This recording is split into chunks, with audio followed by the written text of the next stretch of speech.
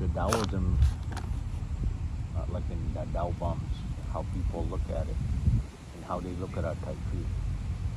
But they look at it as like an offshoot from the way what we practice. Do they label as Chinese? I find it's interesting. A lot of people I've seen, they don't consider Tai Chi to be Taoist. They don't? No. Like for them, because all they know about Tai Chi is like the family style, right? So the Yang and the Chen and the Wu. But Tai Chi goes, in its roots. It's older and way Right, more it's older, right? beyond that, right? So it's not even Chinese. I mean, yeah, okay, In a fine. way. It's Chinese, all right. I mean, Right. but if you go by like the Tai Chi history, Right. or legend, if you may, right? Right. So Chan Sang Feng, and how he created Tai Chi, and he predates like all these family styles. He was somewhere in the Right. the beginning of this millennium, right? So I mean, most of the people who practice Tai Chi don't practice it from a perspective of cultivating Yeah, because it the became, Dao aspect of it, right? because of the fighting part, Mm-hmm. they became detached, I believe. Yeah. I mean, yes, it's part of it, but it's not the whole thing, right? Yeah, like so our temple style is a Daoist Right. style, because the primary objective of our style is to cultivate and basically follow the Tao, right? So Right. you want to be in harmony with the Tao and Right. know your true nature and things like that. So Right. the fighting aspect or the other things are secondary for us, right? But much of what I've, at least the way I see it, became too much of a philosophical thing, like an academic. Like a navel gazing kind of thing. Yeah. You know what I mean? They Mhm. become like a very philosophical, which it is. It is philosophy, Mhm. but it became too academic. Yeah, To a point where- I mean, that's true for any system where you don't have a practical aspect to it. Right. Like if you're only thinking about it and in your mind, it's a mental thing. Right. Mental stuff is always contrived, right? Right. Whereas when we embody a philosophy with a practice, Right. like a psychosomatic practice, then it Right. becomes more real, Right. right? In most cases.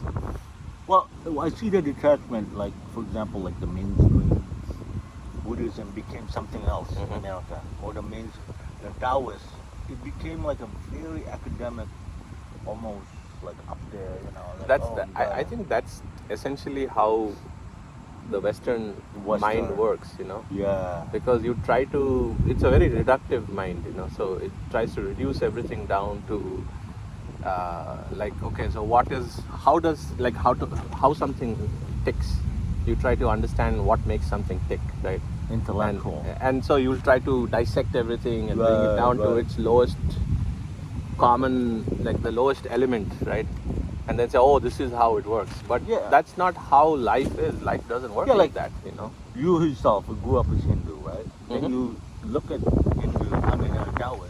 Taoism, then you say, it's just exactly the same thing as your... Absolutely. That's how I see it. Yeah. From a practical living, day-to-day Mhm. thing. And even though I grew up as Catholic, I didn't have the blinders to say that, Only my way is all the Catholic ways, Yeah. right? Yeah. because like when Christ speaks of non-dualism, that's Taoism. The thing is, when you go into the realm of non-duality, there cannot be non-dual means it's beyond Right. opposites, right? So you cannot have, like a Buddhist non-duality, a Taoist non-duality, a Hindu non-duality, or a Christian non-duality. Non-duality is non-dual, means there is no other, right? So how can you have like different? You might have different interpretations and like, I guess, ways of getting to it, I but it's still the end goal is the same, right? So I saw this meme, it's a cartoon, which is makes you think. it says it's something like this. I don't remember the exact thing, which says, "Oh, all you dualists and non-dualists saying we're non-dualists and you're dualism, that itself is dualism." Mm-hmm. And if you think about that, you're like the non-dualists when they separate themselves From the dualist. the dualist, it itself. Yeah, so like dualism. as long as you have that distinction of dual and non-dual, that's also a duality, right? Exactly. So that's why they say like the Tao is beyond all conception and perception, right? And if you can conceptualize something, it's dualistic, right? What is concept? Yeah, it's an Concept idea. itself. It's an idea, right? And it's there in your mind. So you and the concept are dual, you know. So you're separate from the concept. That's why you can think of it. That's how I look at like Western thinking, right? Because when you say rationalize, even the word to rationalize, the root word is to ration. Yeah, which Meaning is to cut. compartment Correct. from the big Right. reality. Exactly. Oh, talking about non-dualism and the deer doesn't care. Yeah, you know, so let's like going back to why it is like that, the phenomenon. Like I've seen it also with the Buddhists or the Western Buddhists, you know. Like there are two reasons for it. One is that they come from a different tradition. So they come from a very monotheistic, rigid. See, we're not bashing. No, I'm not. Buddhism, I'm right? just analyzing it based on what I've seen, right? So they come from a monotheistic background, which is extremely rigid. It's not a non-dual background. It's very literalist. It's the book, you know. You have to follow the book, and that's a lot. That's why a lot of Westerners once they get educated, they get pissed off with Christianity and stuff like that. It's because it's too rigid. It is not what they teach. Is like a medieval mindset, which is how like Islam is too. You know, it's like for the most part it's like that. It's a very medieval mindset. It's not kept up with the times, right? So that rigidity pisses people off. But then when they find, say, Daoism or Buddhism or Hinduism, they try to map what they had as their upbringing from a cultural and like intellectual point of view into this new tradition, because they try to basically see if they can take what they know and how it relates to Christianity. Like, you know, so how does Daoism relate to Christianity, or Buddhism relates to Christianity, or Hinduism relates to Christianity, right? For non-dualists, it's easy for us to transcend ideas, concepts that they're merely just identification of how you perceive things, right? Like, for example, you talk about the Four Noble Truths of whatever. This Nepali guy. I didn't even know what's the Four Noble Truths. But if you look at it, I'm just surmising it could be just yin-yang concepts. No, I mean the Four Noble Truths is essentially it's not a metaphysical thing. Okay. You know? In Buddhism, what did the Buddha say? The Four Noble Truths are there is suffering in this world. Okay.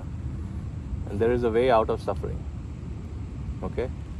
And what you do to get out of the suffering, and what happens after you release from suffering. That's what the Four Noble Truths are, you know. Okay. So, and that was the Buddha's primary goal, is to end suffering. And the suffering is always in the individual's mind. It's never, you know, the world is not suffering.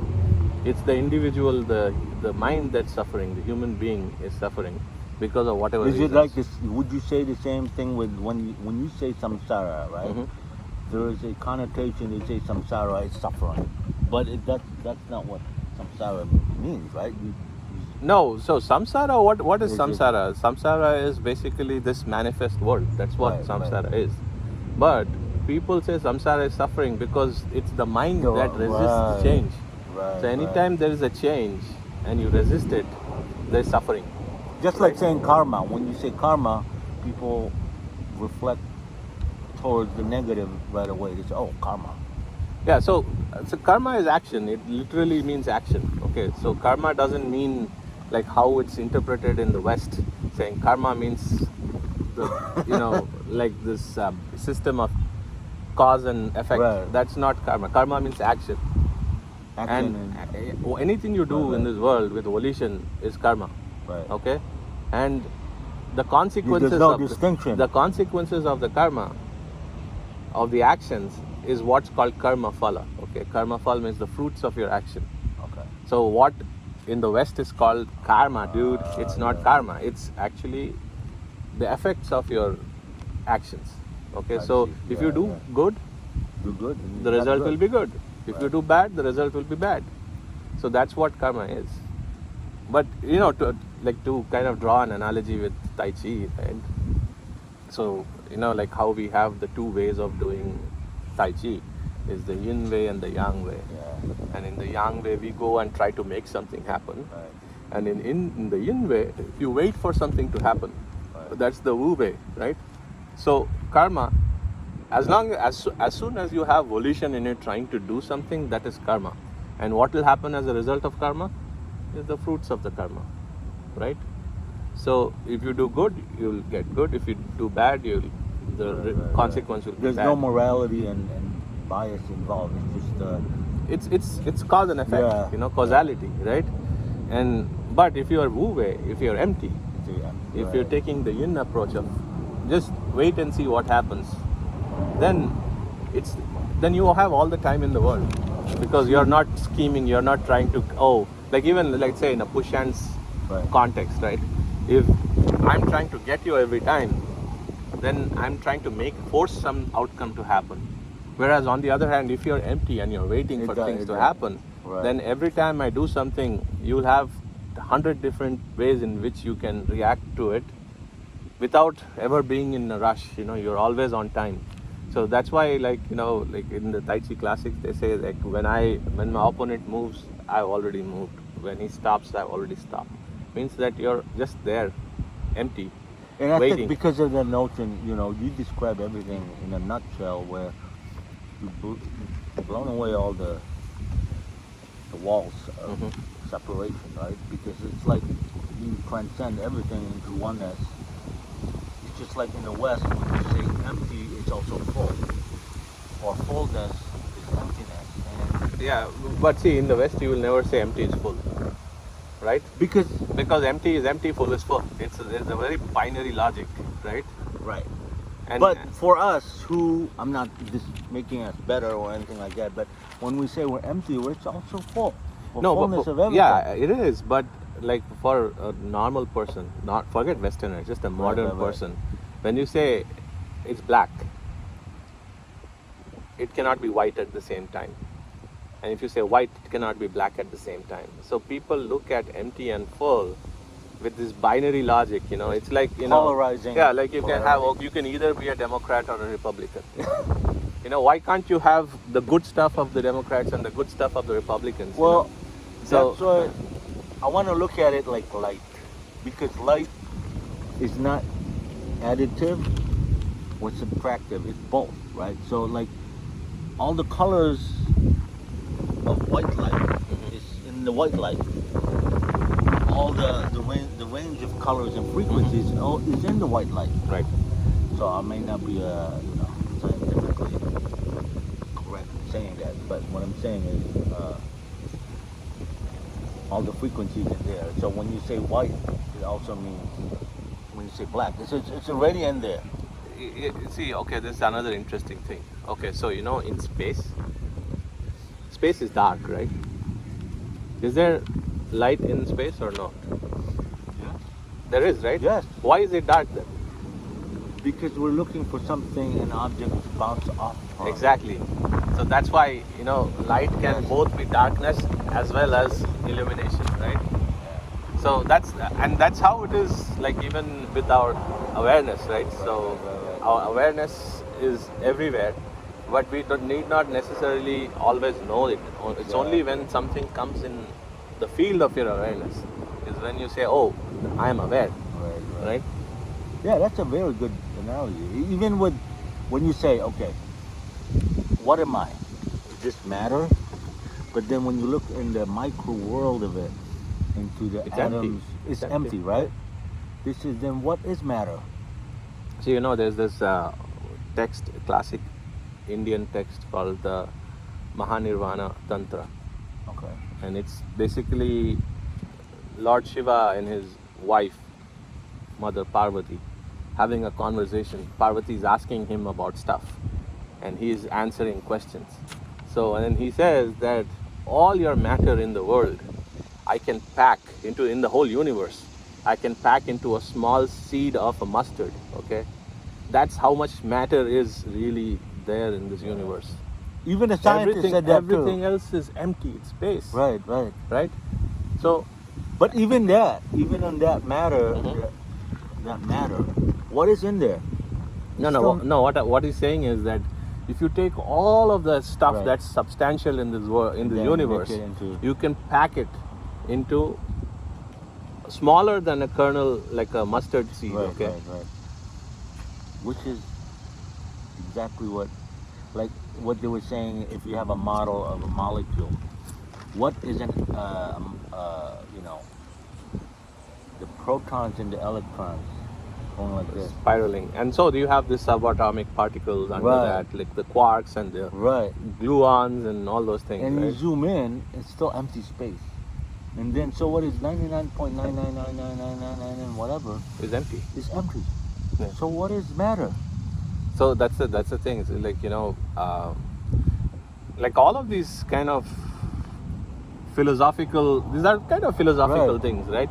But when you practice a system like Tai Chi or maybe like Tantra or yoga or something like that, you have a practical way of experiencing these truths.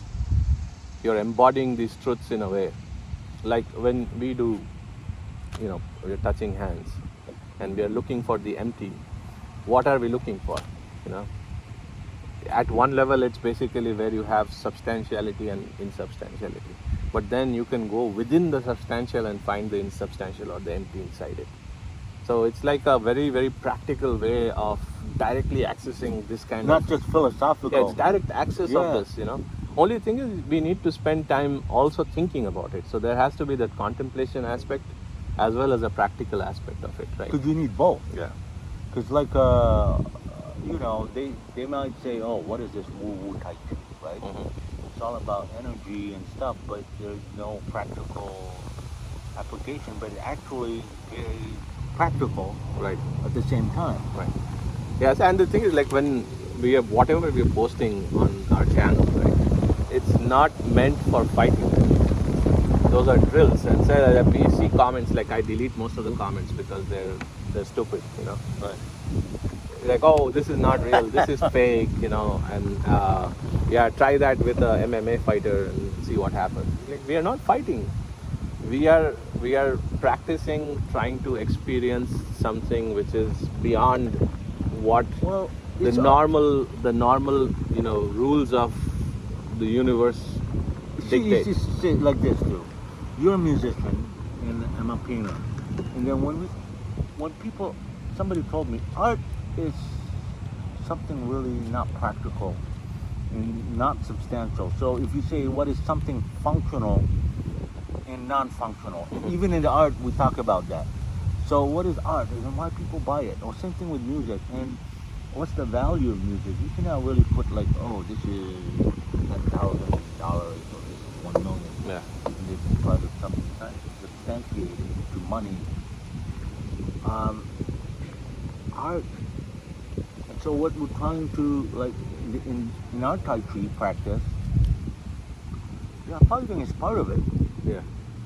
But that's not the objective, not, right? yeah. Like what we are doing in terms of the drills, it's not for fighting.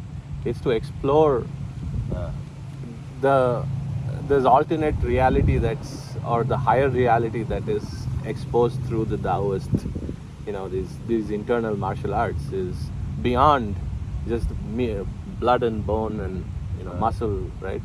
You go into the energetic aspect of it, the awareness aspect of it. That's the most important thing.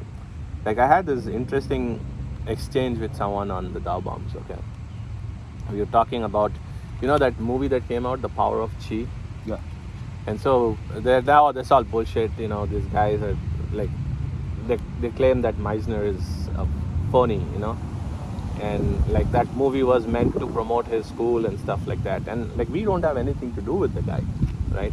But you No, can that see. wasn't from his. No, it wasn't. It was Yeah. some other guy. No, like even us. Like Yeah, so, yeah. we have no reason to defend or like Right. oppose him in any way. The thing is, they don't. People who criticize this, they don't look beyond the very very basic level of understanding, which is it's all biomechanics. Yes, it's biomechanics, but where the heck does your Yeah, mind come into yeah. play in biomechanics? And say, It's like it's all physics, It's just like. and then somebody will say, oh, it's all physics and biomechanics, but then they'll say, oh, put your mind in the other person's root and pull it out. Right. It says, if you're talking about mind, that's not physics anymore. Because in physics, there is no room for the mind. In any of the hard sciences, there's no room for the mind. But what is physics doing now? They're talking about quantum physics and beyond. No, so they are not even talking about that. Right? They're talking about like Newtonian mechanics. Right. Right? So biomechanical leverage and alignment and this and that is all like, junior high school level physics. It's not even like, it's practical, Newtonian Right. mechanics, right? Where in the world in physics is there room for the mind? There isn't any, right? In any of the hard sciences, the mind and boils down consciousness to doesn't have any room. X, Y, Z. So the problem, the problem arises because people automatically assume that energy and mind are separate, right? They say, oh, there is something called energy, and then there's mind, and so they'll be looking for energy, and they completely fail to see that their mind, when it's in motion, Because that's remember, what energy is. When your awareness is in motion, that is what energy is. I remember we've been talking about this for a long time now, like the plus one mentality, right? Mm-hmm. So it's the same thing here, like when we were talking about physics and Tai Chi, they mostly people would nullify the idea of, wait, if there's no plus one, and there's no biomechanics, then how can you possibly move somebody? Right. That's the Right. bottom Yeah. line, right? It's if there's a body, there has to be biomechanics, right? But that's not the end all. Right. That's not the only thing. It can in play. be. What's the right term I'm looking for? It can be a vehicle for it, but you're not. Because somebody posted on YouTube about biomechanics. I said, yes, we cannot deny it, because we're not, in a physical plane. right? But it's not the only thing.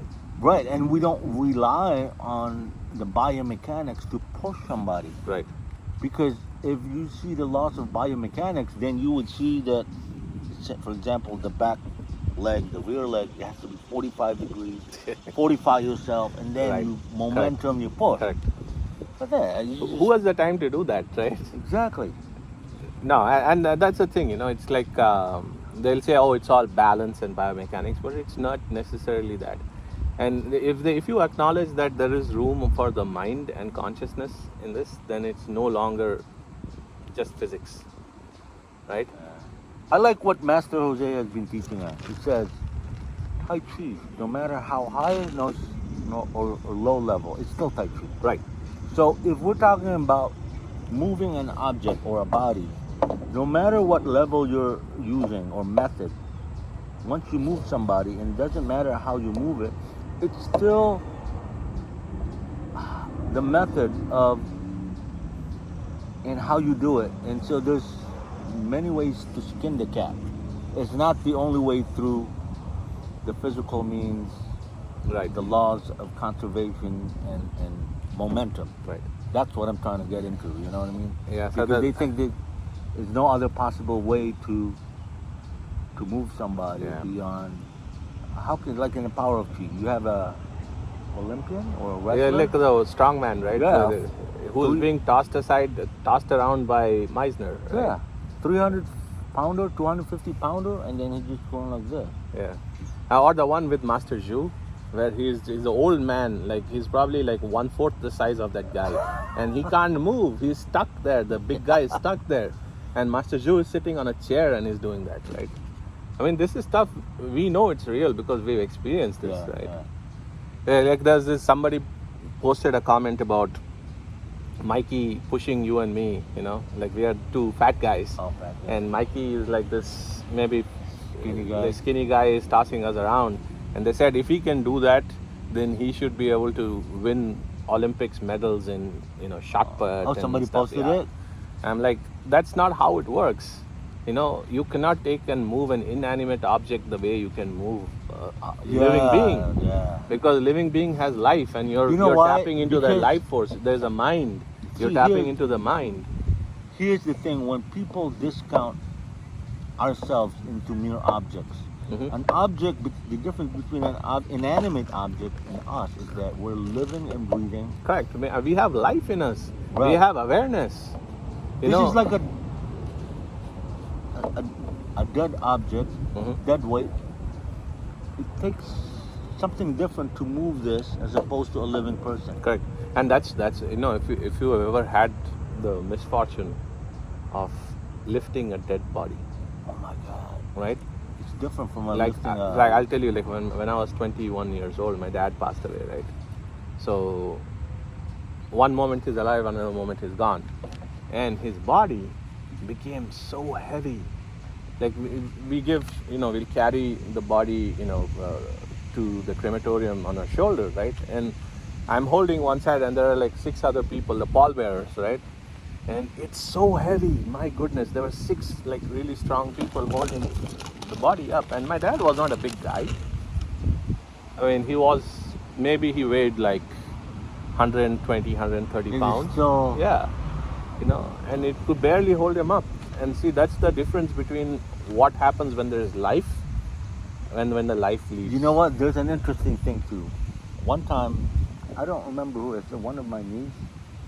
You pick up a baby, and the baby didn't want to get picked up. And the baby is what? 20, 30 pounds maybe, or less? Mhm. But because the baby is so relaxed, trying to like, come on, let's go, and then going like that, you can't pick up the baby. Right. Because she's just going like this. And Yeah. Yeah, George used to tell this story about try taking a candy from a baby. Once the baby has candy in his hand, try to take, you cannot do it. You'll have to trick the baby into releasing the candy. You cannot pry the fingers open and try to take them. If like a baby really wants to Yeah. hold on to it, that's the power of, Yeah. like unadulterated consciousness, right? And And pure pure energy. Like you were into karate and I was into Filipino martial arts. Guru Danina Santo said, if you want to practice Filipino arts, Mhm. give a baby markers. And the baby didn't want to have you, give you the markers. Trying to take the markers away. Mhm. Then you see marks all over your body. Now imagine that with a knife. Mhm. That's how it is in real life. Yeah. You try to fight somebody with a knife. Right. Because you would see marks all over. Yeah, and you'll be like mincemeat. Yeah, man. So, and a person, and the baby is not skillful. All the baby knows is, I don't want you to take this away. That's all he knows. Yeah. Imagine a learned martial artist. Yeah, imagine, yeah, exactly. Someone who has that level of, who's cultivated that level of, mind, Yeah. like awareness and intent, right? So that's the thing. Like people misunderstand saying energy and mind are different, separate. They're not, right? So and Or energy like body. and like how Master is telling us, we have 2 levels of mind. One is the monkey mind, Yeah. and the other is the intent, the spiritual Yi. intent, the yi, right? Yeah. So your monkey mind and yi need to be counterbalanced always, right? So wherever your energy goes, follows your yi, but your monkey mind needs to be opposite to not double weight. But here's the thing too, even the scientific world, right? They're trying to see where's the energy. Body is energy too. Yep. There's It no is, yeah, it is, separation with exactly. energy and body. It's just energy vibrating at a very slow pace. That's all it is. This frequency is low. Right. That's why it becomes solid, right? So any matter is low frequency vibrating stuff, Even an inanimate object has energy, like going down to protons and electrons. Right. But it doesn't have life energy. See, that's a different What thing. is, yes. So many levels. What is of- that chi? right? So that's what we call chi or prana, right? It doesn't. An inanimate object might have it, but it's not expressed in the same way it is in a living being, right? So what do you think of crystals then? I don't know, man. I mean, I never found any use for it. You know when they say something about crystals and they're talking about energy frequency, is something trapped inside that? I think if the way I understand it is you send your own intention into it and make it resonate in a certain way. So it's just like a mirror. It's a mirror, or it could be like a system through which you can, like I know one of the practices we had, like George used to tell us when we were doing, the seated meditation stuff with him, is he had a big gong. Hit the gong and feel the waves of the gong and resonate your own energy with that gong, the frequency of the gong. So these are all like traditional Taoist techniques, But the thing is, like just with doing Tai Chi and standing meditation and seated meditation, we can get to a point where we don't need all these external tools. We can just kind of... I'm pretty sure they might have something in there. Like I know that some people right now, there might be some knowledgeable people who are using crystals and they put it in the chakras for healing. I don't know. I think that's a bunch of baloney, but that's just my 2 cents on it. Well, like Kosana's talking about this. He knows a lot about crystals. I don't know anything about crystals. So he says that, this unearthed meteorite or something. And if you wear it, you won't get sick or something. Yeah, that could be. I mean, it could create it could enhance your Wei Qi field, right? So, like that's what it is. Like your immune system, if you look at it from a Chinese medicine point of view, is your Wei Qi field, right? The field around your body, the bioelectrical field. So you could have something that will fortify it. Maybe you're resonating with it or you're reflecting with it. Like so like when you sneeze, right? It's because a pathogen comes in contact with your Wei Qi field that creates the reaction of sneezing. And that's the Chinese way of looking at it. Western medicine will say, no, that's your immune system, triggering some reaction inside your body. But why can't both be true? Right? Why does it have to be one or the other? Why is it only Western medicine and not Chinese medicine or Ayurveda? Because they are different ways of looking at problems. Yeah, I think different expressions also. Like I've heard a lot of the Chinese. I went to a Chinese doctor once. I couldn't understand. This is hot and cold, using hot and cold analogy. Mm-hmm. Like if you drink this is hot. We're not talking about temperature, but this is hot for your body. Yeah, heating versus cooling, right? Yeah. And so it's talking about like if you eat this food, it would counter the hot, cold, yin yang. I said, okay, fine. It's like if you eat this vegetable, this is cold. Okay, fine. Yeah, so that's why like in India nobody eats raw salads. Because it's damp. It increases the damp in your body. It introduces like so Ayurveda has a different system. Different. Like it's not yin yang. Like when you were telling me in Hindu or yoga, if you eat onion and garlic, is it the properties of those? Yeah, which is so like in the Hindu tradition, you have these 3 primary qualities. Like in the Taoist tradition, it's yin yang, right? In Hindu tradition, it is sattva, rajas, and tamas. So sattva is the spiritual clarity. Okay, rajas is kinetic energy, and tamas is inertia. So tamas means like stuff that makes you not do things. Like it's in a way, it's kind of like yin in a way, yang, right?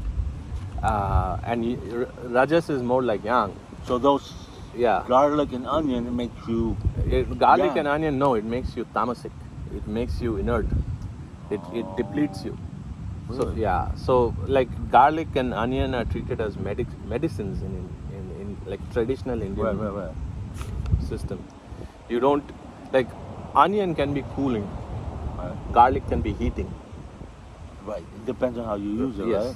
And so like in certain parts of India where they have these sandstorms and stuff like that, hot, they have this really heavy, hot winds blowing. Yeah. You can get heat stroke from it. You know what the villagers will do? They'll carry an onion and they'll eat the onion raw. And that cools them down, you know. Wow. But you don't, like when I grew up, our traditional food didn't have a lot of onion and garlic at all.